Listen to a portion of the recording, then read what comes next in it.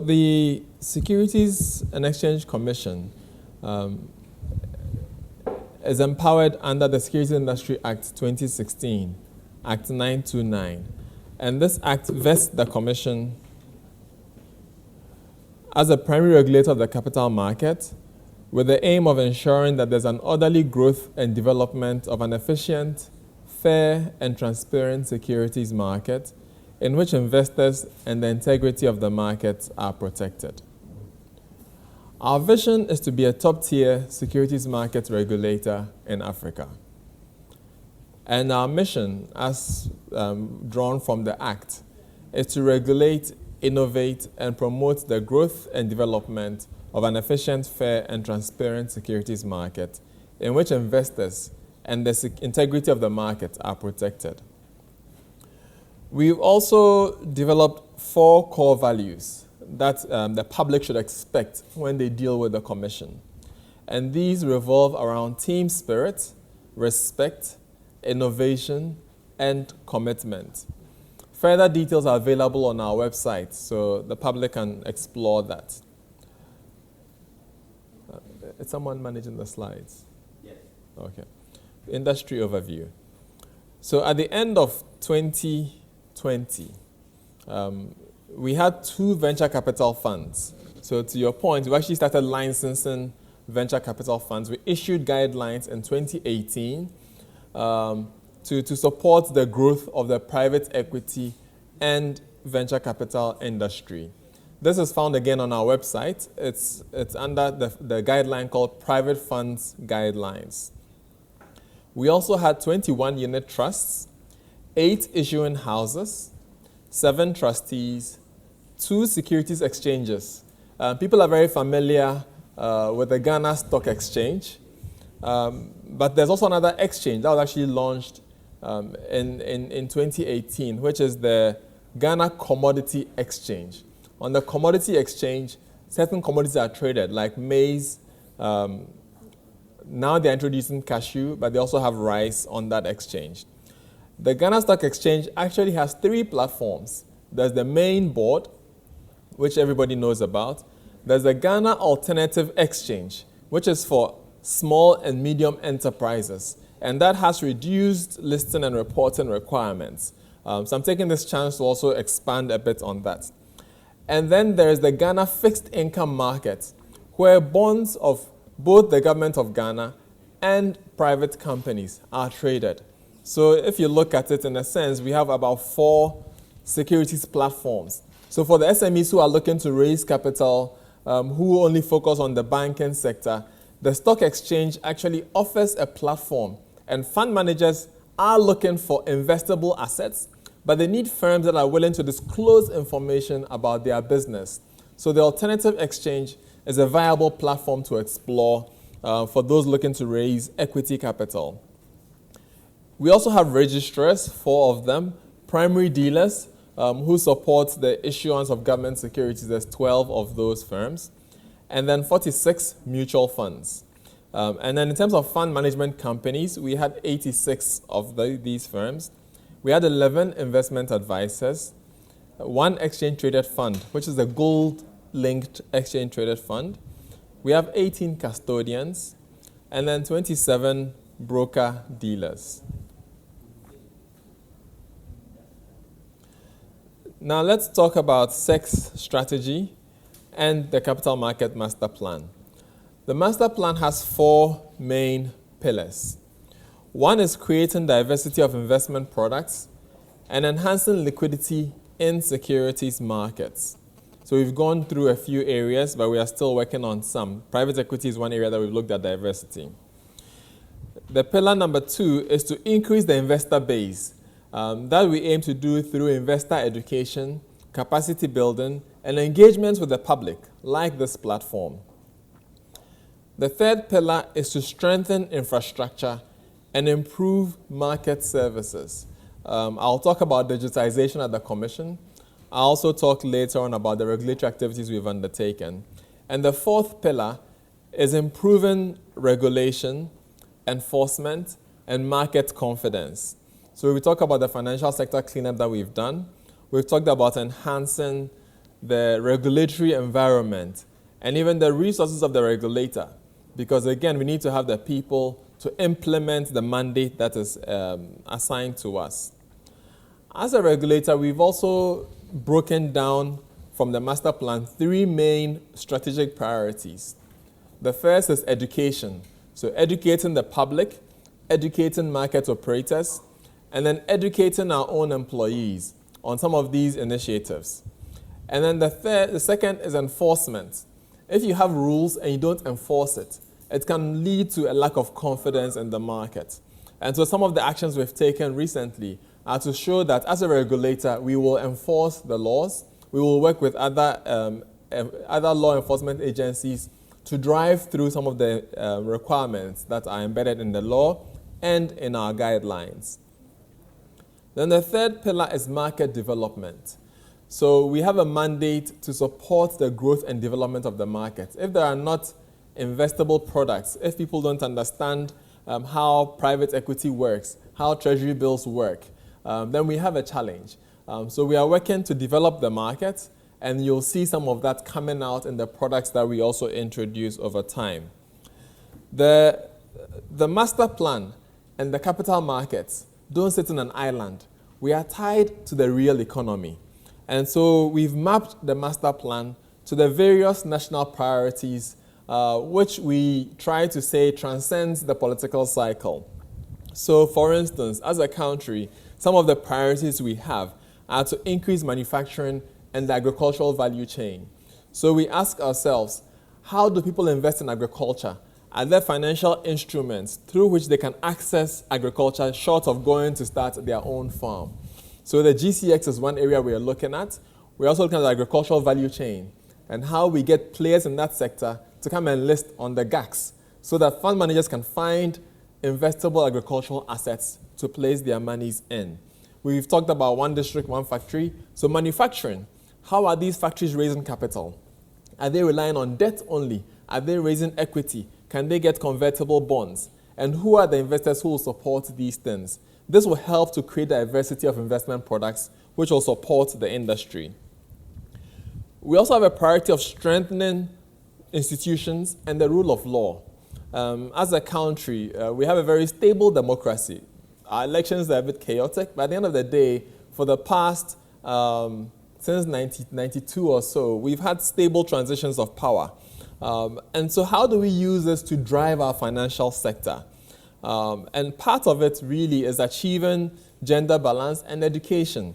And as a regulator, we find our role in strengthening the rule of law as critical. Another national priority is really technology adoption to enhance business efficiency. And so we've also taken the forefront. Ghana was one of the first markets in the world, actually, to digitize trading. So if you think of our stock market, while people make activity is a bit reduced, last year we actually had the highest trading volumes on record. In the midst of COVID, trading volumes exceeded by far what has been seen on our markets. In excess of 100 billion cedis of trades were done on the stock exchange last year. And then the last point is enhancing public service delivery.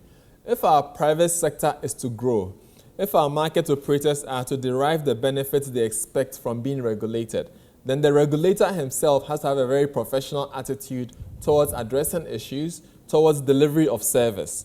And that's an area we also focused on the quality of service that we provide. Along these lines, you can find the mapping onto sustainable development goals, but I'll leave that for your consideration later on. So, Mr. Chair, permit me to talk about some of the reforms that we have implemented between 2017 and 2020.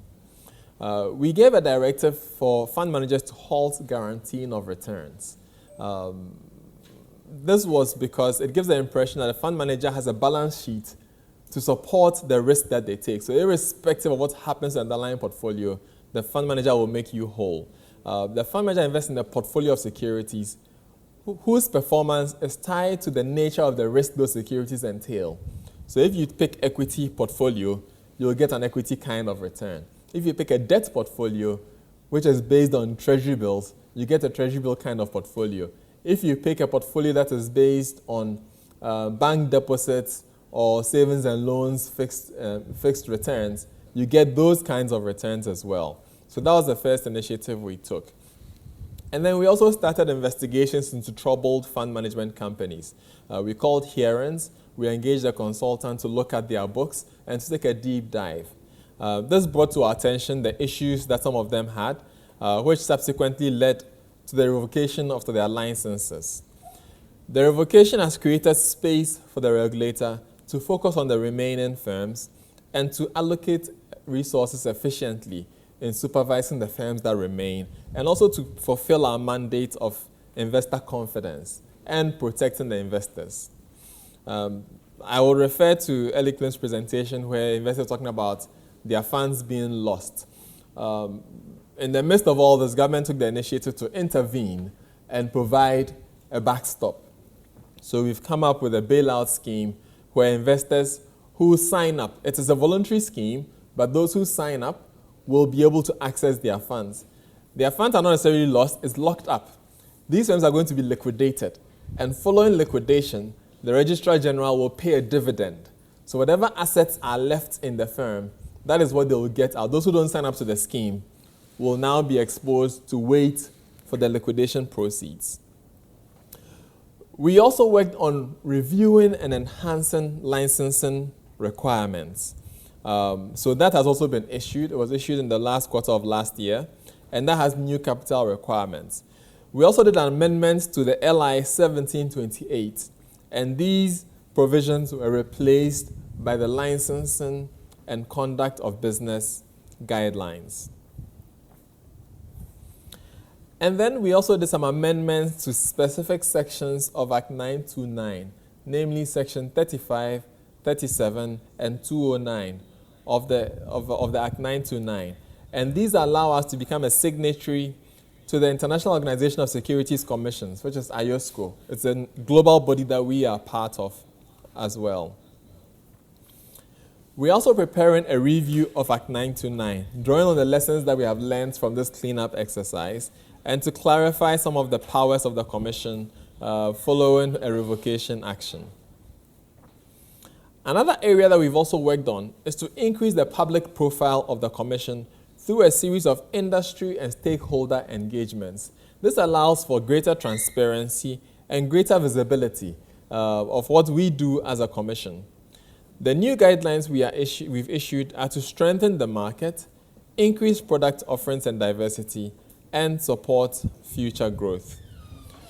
We also introduced a new engagement called Time with the Commission.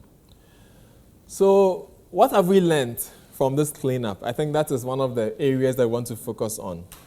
One was that there was corporate governance weaknesses. So along with that, we've introduced a conduct of business guideline in which we require market operators to issue annual reports. So on the issue of governance, how will you know that a firm is in good standing? You can ask them for their annual report, because in their annual report, they'll show you their accounts, they'll show you the kinds of products they offer to investors, and they should also make disclosures on the constitution of the board, whether the board had meetings and how many meetings they have had, whether there's an investment committee duly constituted, and how often it has met. So this also increased the level of transparency that we will see in the market.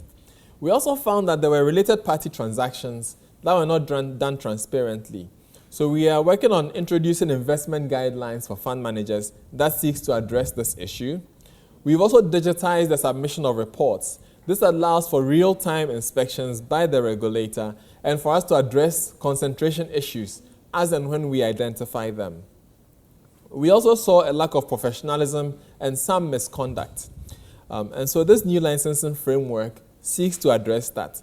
We are also enhancing the training program that we offer to market operators, as well as implementing a continuous professional development through Ghana Investments and Securities Institute. Then there's the issue of inadequate disclosure to clients who are the asset owners. So we've asked that fund managers improve the mandates that they assign with clients, and that we've also informed the public to ask for statements, get a sense of the position of your portfolio, and to understand the risks in that portfolio. Because as Eliquim said, there are different risks given your investment profile. If you have the appetite, if you've built your land bank, you have your treasury bills, you want to take additional risk, it is okay to take those risks to get excess returns. But you have to understand the nature of the risks you are taking there. And then the other part was investor education. So as a commission, we've also launched a similar series called Time with the Commission.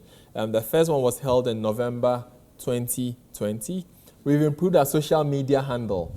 So you can check out our Twitter handle, our YouTube links. We have some of our videos online. And our Facebook page is also very active now. As a regulator, we've also had to take a look at what we do. And key milestones that we've achieved in 2020 includes completing the Capital Market Master Plan that I mentioned. We implemented a bailout scheme, which is also to restore investor confidence. So those of you who have gone through this bailout issue, have patience, go through the process. You will get your funds. Some of it is in Tier 1, which will be paid immediately you ask for your redemptions. The rest is in Tier 2, which will be paid on every anniversary of the scheme. We've also obtained liquidation orders on the firms that were revoked. Of the 47 firms that are being liquidated, 34 firms have been granted approval for liquidation and are going through the process. I mentioned the amendments, and I mentioned digitization and time with the commission. We've also hired new people as a regulator. Prior to the action we took, we actually had 62 staff members. We had 5 additional staff, and we replaced 1 more person. So we have a total of 67 full-time staff members. We also implemented AML and CFT guidelines. And then we are working on new guidelines this year. So we have financial resources that are going to come out that will spell out the liquidity requirements and the assets that are supposed to back the capital that fund managers have. We have credit rating agency guidelines. They're in draft now, but we'll be sharing with the public for feedback. And then we're also working on self-regulatory organization guidelines and investment guidelines for fund managers. So what is our outlook for 2020? So first of all, we want to consolidate the asset management industry. We want to ensure that there's compliance, there's adequate risk management, and then board roles are clearly defined and the boards are functioning adequately in their oversight responsibility.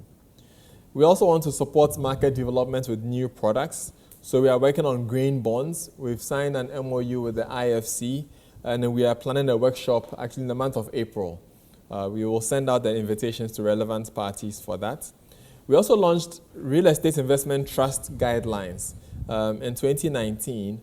We haven't received applications yet for that, so we'll be looking out. For those who are not familiar with it, the guidelines are on our website, but we will hold a session to educate the market operators on that. I've mentioned the private equity guidelines, but this year also we're working on an additional incentivized long-term savings scheme that will create additional products for fund managers outside of the pensions regime. Then on institutional capacity, we are looking at a 5-year strategic plan. So for market operators who are listening to us, if you have inputs, you can send us your views on where the commission should focus on, some of our strengths and weaknesses. We are willing to receive feedback and will engage consultants to help us to develop this plan. We will also focus on capacity development for the market and for the regulator. Then on regulatory reforms, I talked about reviewing Act 929. We want to boost the collective investment schemes. For retail investors, it's a great product because the objectives are spelled out in the beginning, and you know what the prospectus is, and they are required to report regularly on the portfolio. So we'll be encouraging market operators to do that. We'll look at the scheme framework and enhance that as well. We're also looking at the client segmentation of the fund management industry. So we see 2 broad client categories. There are retail clients and institutional clients. Retail clients also have 2 categories. We see the regular retail clients who have investable assets of less than 100,000 cedis. For those ones, we require that they only do CIS. Those with in excess of 100,000 can either do the CIS or they can be managed separately, but they have to have a clear investment mandate. And we categorize them as high net worth retail. This is to ensure that the kinds of protection schemes we have are tailored to the various segments of the market, and that investors are given adequate information on the kinds of products that they sign up to. On the institutional side, we have the corporates, we have pension trustees, we have endowments, we have investment clubs, and these need to also have clear investment mandates and regular reporting given to them. So after all this, what do we expect to see?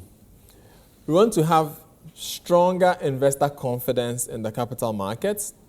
We want to have an improved and diversified investment landscape.